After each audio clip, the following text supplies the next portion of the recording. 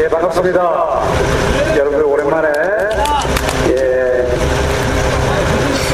시청 앞에 와서 성남시청 앞에서 여러분들과 함께 좀 특별한 모습을 보고 있습니다. 지금 법원에서 집회를 거의 뭐 하지 말라는 그런 수준의 일종의 명령서죠. 가져와서 여러분들에게 나눠드렸습니다. 거기에 맨 마지막 항목을 보니까 성남시와 성남시장을 비판하는 그러한 집회를 해서는 안 된다. 그런 내용의 발언을 해서는 안 된다. 이제 이런 내용이 되겠습니다. 제가 전국에 우리 어려운 이웃들이 있는 현장에 많이 방문합니다. 방문하는데 그동안 제가 방문한 현장에서 집회 모습을 보면 여러분들이 그동안 보여준 집회 모습은 굳이 그 현장에서 쓰는 용어로 투쟁이라고 하기에는 지나치게 여러분들은 어떻게 보면 모범적이고 적절하신 그런 모습을 저는 많이 봤습니다. 그럼에도 불구하고 여러분들에게 지금 날라오는 제가 이 자리에 여러분들과 함께한다는 또 이유로 여러분들의 인권운동을 차원에서 지지한다는 이유로 저한테도 지금 계속 날라옵니다. 이렇게 고소고발이 남발되는 사례를 저는 본 적이 없어요. 그것도 우리가 과거에 본위주의 정권 당시에 그러니까 군부 독재 정권이나 혹은 믿을 수 없는 그런 애매한 그런 권력에 의해 탄압하는 그러한 장소가 아닌 이상 이렇게 고소고발이 남발되는 사례를 본 적이 없어요. 지금 동영상을 틀지 말라는 가처분 신청을 내놨습니다. 동영상 중에서 저한테 날라온 걸 보니까 뭐냐면 이른바 슬로우 비디오라고 해서 최근에 성남시 의회에서 그 영상을 상영을 한 적이 있는 모양입니다. 그래서 그 슬로우 비디오에 관한 좀 화면을 상영해서는 안 된다. 나는 가처분 신청이 지금 도달해서 거기에 대해서 저도 법원에 가서 조사를 받아야 되는 그런 상황입니다. 이번에 검찰입니다. 그래서 이런 문제가 여러분들에게 모두 동일하게 끊임없이 고소고발이 남발되는데 이걸 우리가 어떻게 해석을 해야 되냐 참으로 안타깝습니다. 법을 가지고 모든 통치를 한다. 이른바 법치국가의 개념에서 보자면 법 최소한의 도덕이나 그런 말이 있거든요. 그러면 우리가 인권 변호사를 하시는 분께서 여러분들 주민들을 상대로 이렇게 고소고발을 남발하는 것이 타당한 것이냐, 나는 그런 질문을 하지 않을 수가 없는 것이다. 여러분 잘 아시겠지만 그 유명한 역사상에 프랑스 혁명이라고 있어요. 프랑스 혁명에 로베스피에르라고 하는 공포 정치를 한 당시의 혁명가입니다. 그 사람이 이른바 프랑스 혁명 와중에 많은 사람을 다치게 하고 죽게 했습니다. 이른바 법의 이름으로. 그런데 그 요즘같이 뭐 교수대나 축구사진이나 이제 이런 거보다는 이른바 기요틴이라고 해서 그 목을 칼로 자르는 그 기계가 있어요. 기요틴. 이걸로 사람들 많이 죽였어요. 근데 그때 그 사람이 로베스피에르가 그냥 죽인 게 아니에요. 당시 로베스피에르는 변호사 출신인데 이 사람이 그 당시 프랑스 혁명의 지도자로서 그다음에 권력의 수반으로서 법을 집행합니다. 법을 집행하는데 그 기요틴에 의해서 수많은 사람들이 죽으면서 마지막에 자신도 기요틴에 의해서 목이 잘려서 죽게 됩니다. 이른바 역사는 총으로 일어선 자는 총으로 망하고 법만 얘기하면 법으로 망한다는 것은 역사의 영원한 진리입니다. 우리는 여러분들 앞에서 오늘 법원에서 이 현장까지 와서 명령서를 전달하는 그 모습을 보면서 이 평화롭고 이 너무 양심한 여러분들 앞에 거의 제가 볼 때는 뭐라 그럴까요? 세상에서 얘기할 그 용어를 쓰자면 간접적인 어떤 위협 같은 걸 느꼈어요. 참 안타까워요. 시대가 어떤 시대입니까? 21세기에 대명천지 맑은 날에 여러분들이 지난 시대에 잃어버렸던 권리를 다시 찾고자 이 시대에 와 있는 것입니다. 여러분들 아시겠지만 투쟁에는 진행형의 투쟁이 있고 사후 투쟁이 있습니다. 진행형의 투쟁은 서금이 현장에서 사수하면서 용역깡패들이 올 경우에는 그들과 같이 맞서서 투쟁을 합니다. 그리고 시행사 그리고 관할 행정 반사하고 그렇게 교섭을 통해서 문제를 풀어나갑니다. 그런데 대부분 사람들이 투쟁을 하지 못하고 그곳을 떠납니다. 떠난 이유는 여러 가지가 있는데 하나는 법을 믿는 거예요. 여기와 계신 철거민 여러분들 중에는 그 법을 믿고 법률 투쟁을 하신 분이 계신 걸로 그렇게 알고 있습니다. 그리고 또 한 철거민들 보니까 투쟁을 하다가 강제 철거 당하면서 그곳에서 쫓겨나신 분들이에요. 이렇게 해서 지난 그 권위주의 정권 시절에 정당한 그 권리를 찾지 못한 걸로 그렇게 이해되는 여러 철거민들께서 이곳에 계신 걸로 정확하게 이해하고 있습니다. 그러면은 그 실패 조사가 있어야 될 것이고 그 실패 조사는 관할구청과 함께 논의를 하는 겁니다. 그 논의 과정을 우리는 민주적인 시정을 통해서 여기서는 성남시청이죠. 그리고 성남시청의 그 수반이 성남시장이고요. 그렇게 해서 대화를 통해서 풀어나가는 겁니다.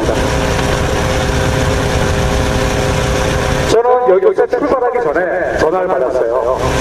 중앙경찰서에서 저한테 전화가 왔어요.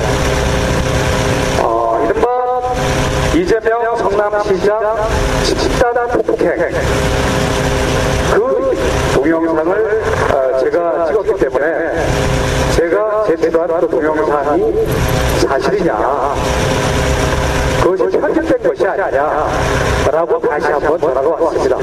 저는 전번에 중원서에서 참고인 조사를 받으면서 그 동영상은 편집된 것이 아니고 그대로 풀 버전이다라고 제가 증언을 했습니다. 그런데 다시 그 질문이 오시죠. 이것은 무슨 말하냐면 이재명 성남시장이 집단 폭행을 당했으면 여러분들이 집단 폭행의 진실 동영상을 여러 곳에 들고 다니면 누구에게 유리할 것입니까?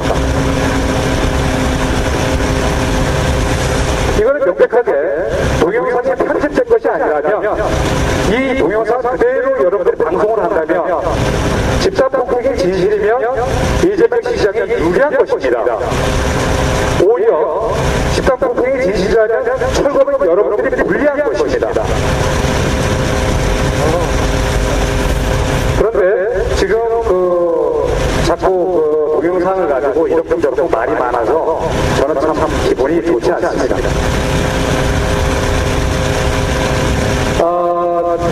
날짜가 1월 20일인가요? 네, 맞나요? 용산 참사가 일어난 지 3년입니다.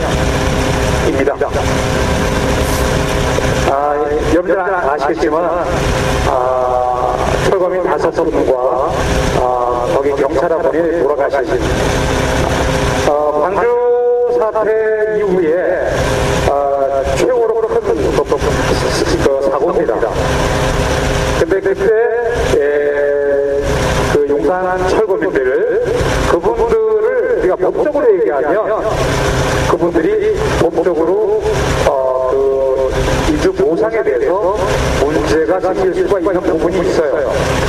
그래서 용산 철거민들은 자신들의 그 생존권을 지키기 위해서 투쟁을 한 것이고 그 과정을 통해서 당국과 부딪히게 됩니다.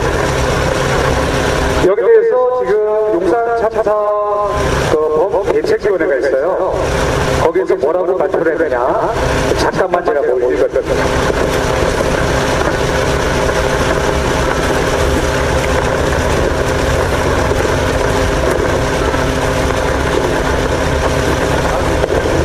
용산 참사의 책임자들은 어떤가?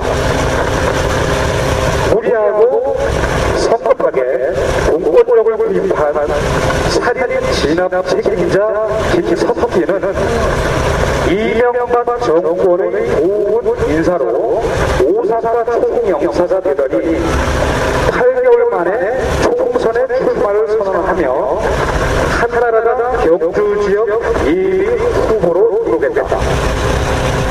법정에서 밝혀진 진실을 외면하고 검찰의 왜곡된 주장만을 받아들여 철거민들에게 구명을 확정 판결한 양승태 판사는 대법원장으로 임명되었다.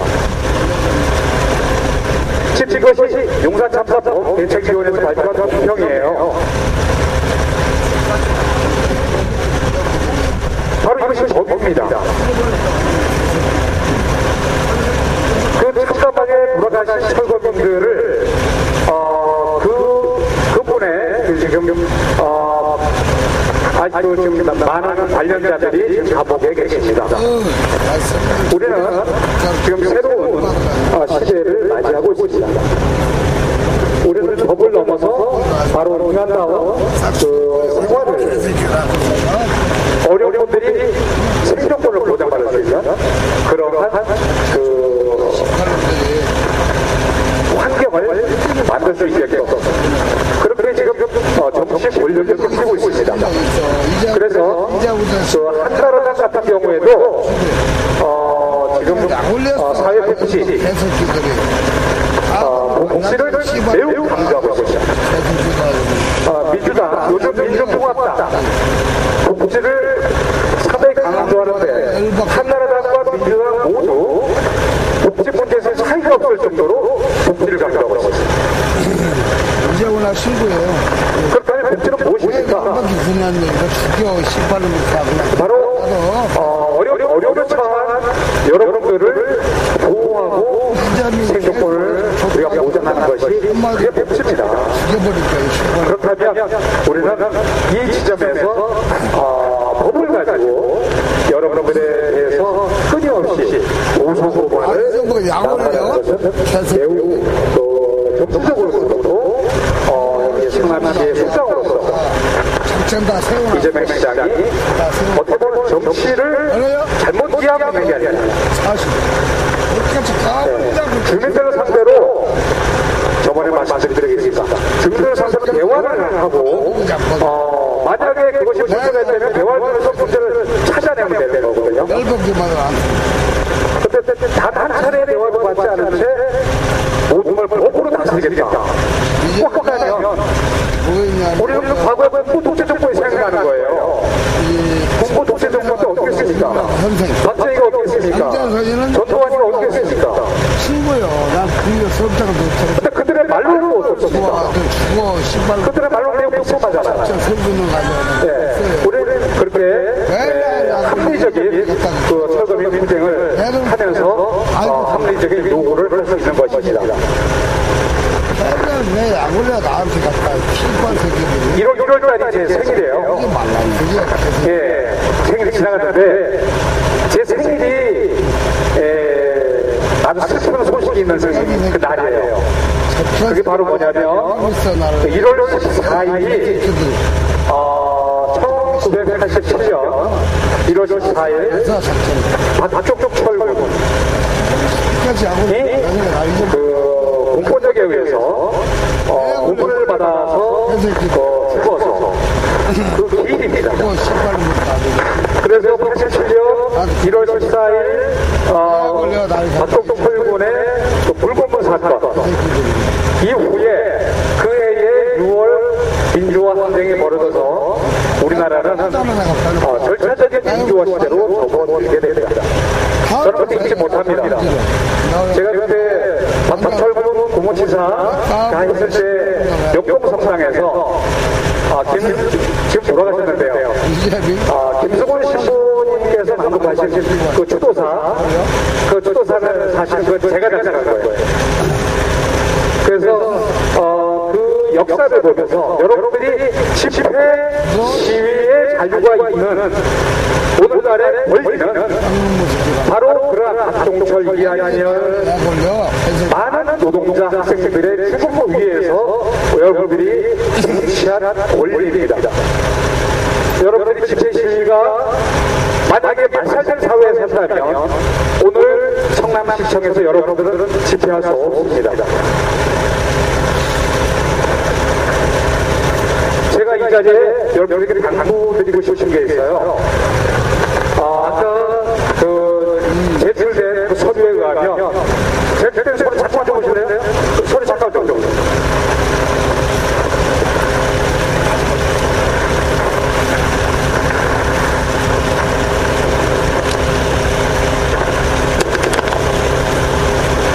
그 제출된 서류 맨 마지막 6번입니다. 맨 마지막 6번에 보면 뭐라고 적혀있냐 하면 채무자들이 여러분들 채무자들이에요. 여기에는 채무자는 성남시 대표자 시장 이재명 소송대리인 변호사 김규병 이렇게 되어 있고요. 채무자는 철거민 여러분들하고 저도 여기에 포함되어 있어요.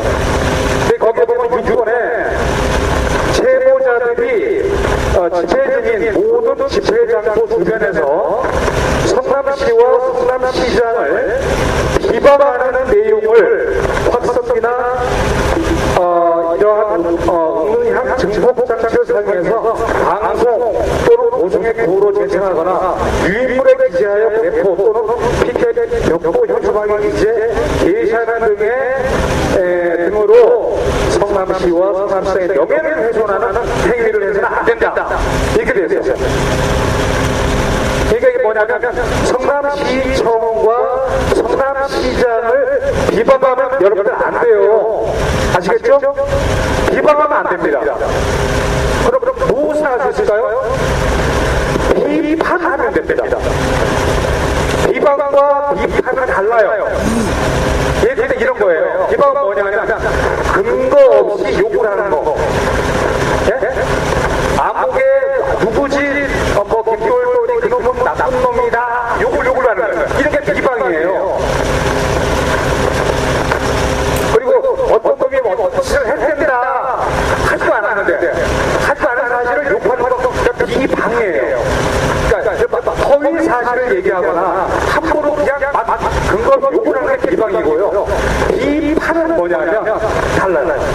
비판은 모일 모시에 어디에서 무슨 일이 있었다.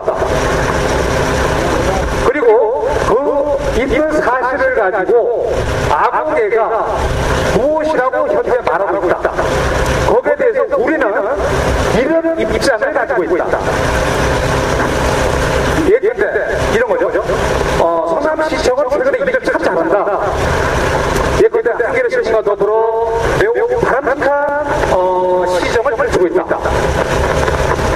이권 단체와 더불어 성남시는 어려운 이웃들을 돕는 일을 많이 하고 있다. 이런 걸 칭찬이죠. 바람직한 거죠. 또 사실이에요. 실제로 성남시에서 다른 시청에서 하지 못하는 일을 조세를 많이 합니다. 또 사실이에요. 그런데 우리가 이 자리에 성남시청과 시장을 칭찬하기 위해서 집회를 하는 일은 사실 없어요. 왜냐하면 우리 먹고 살기 바쁜 여러분들인데 칭찬하기 위해서 일부러 모이기는 어려운 거예요. 그러면 우리가 이곳에서 발생한 일을 가지고 정확하게 지적하고 그것을 말하는 것, 그것은 비판이라고 합니다. 여러분들은 성남시청, 성남시장만이 아니라 청와대 이명박 대통령도 비판할 수 있습니다. 아시겠습니까? 심지어는 전 세계를 주무르고 있는 전 세계에 제일 가장 힘든 나라라고 부르는 게 어느 나라죠? 아메리카입니다. 아메리카의 오바마 대통령도 비판할 수 있습니다. 맞죠? 여러분들은 그 비방과 비판을 혼동해서 여러분들이 어디에서도 한마디도 못하거나 움직일 수 없다. 입도 꼬매야 되고 움직일 수도 없고 이런 거 아니라는 사실을 여러분들이 이해를 하셔야 됩니다. 아시겠죠? 비방과 비판에 관한 말씀이었습니다. 제가 마지막으로 한 말씀 드리고 마치겠습니다. 그 옛날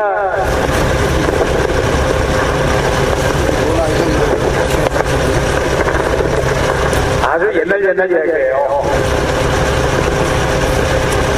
그 전부책에 나오는 초책천에 나오는 옛날 얘기 중에 하나가 호가호위라는 말이 있어요. 호가호위. 외우세요. 쓸만한 사전 호가호위. 그게 바로 뭐냐면 여우가 호랑이한테 잡혔었어요. 그러니까 여우가 머리가 좋잖아요. 호랑이가 배가 고파서 여우를 잡아 먹어야 되는 거예요. 그러니까 여우가 머리를 썼어요. 뭐라고 얘기했냐? 너 호랑이 까불지 마.